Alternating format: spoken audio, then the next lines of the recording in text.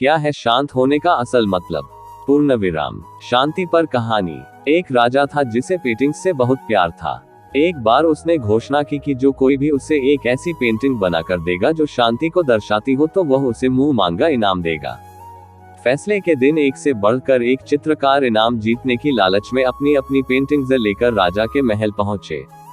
राजा ने एक एक करके सभी पेंटिंग्स देखी और उनमें से दो को अलग रखवा दिया। अब इन्हीं दोनों में से एक को इनाम के लिए चुना जाना था। पहली पेंटिंग एक अति सुंदर शांत झील की थी। उस झील का पानी इतना साफ था कि उसके अंदर की सतह तक नजर आ रही थी और उसके आसपास मौजूद हिमखंडों की छवि उस पर ऐसे उभर रही थी मानो कोई दर्पण रखा हो। ऊपर की ओर नीला आसमान था जिसमें रुई के गोलों के समान सफेद बादल तैर रहे थे। जो कोई भी इस पेंटिंग को देखता उसको यही लगता कि शांति को दर्शाने के लिए इससे अच्छी पेंटिंग हो ही नहीं सकती।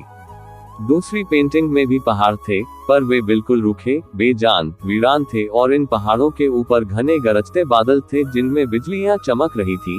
घनघोर वर्षा होने से नदी उफान पर थी, तेज हवाओं से पेड़ हिल रहे थे और पहाड़ी के एक ओर स्थित झरने ने रौद्र रूप धारण कर रखा था।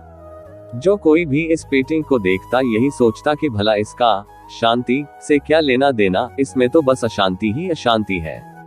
सभी आश्वस्त थे कि पहली पेंटिंग बनाने वाले चित्रकार को ही इनाम मिलेगा। तभी राजा अपने सिंहासन से उठे और ऐलान किया कि दूसरी पेंटिंग बनाने वाले चित्रकार को वह मुंह मांगा इनाम देंगे। हर कोई आश्चर्य में था। पहले चित्रकार से रहा नहीं गया। वह बोला, लेकिन महाराज, उस पेंटिंग में ऐसा क्या है जो आपने उसे इनाम देने का फैसला लिया, जबकि हर कोई यही कह रहा है कि मेरी पेंटिंग ही शांति को दर्शाने के लिए सर्वश्रेष्ठ है। आओ मेरे साथ। राजा ने पहले चित्रकार को अपने साथ चलने के लिए कहा। दूसरी पेंटिंग के समक्ष पहुंचकर राजा बोले, झरने के बाईं ओर हवा से एक तरह झुके इस वृक्ष को देखो, देखो इसकी डाली पर बने इस घोंसले को देखो, देखो कैसे एक चिड़िया इतनी कोमलता से, इतने शांत भाव व प्रेम से पूर्ण होकर अपने बच्चों को भोजन करा रही है।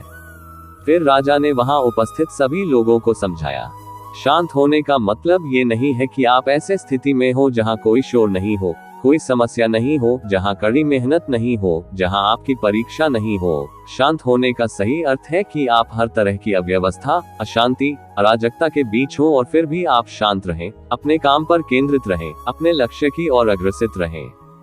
अब सभी समझ चुके थे कि दूसरी पेंटिंग को राजा ने क्यों चुना है।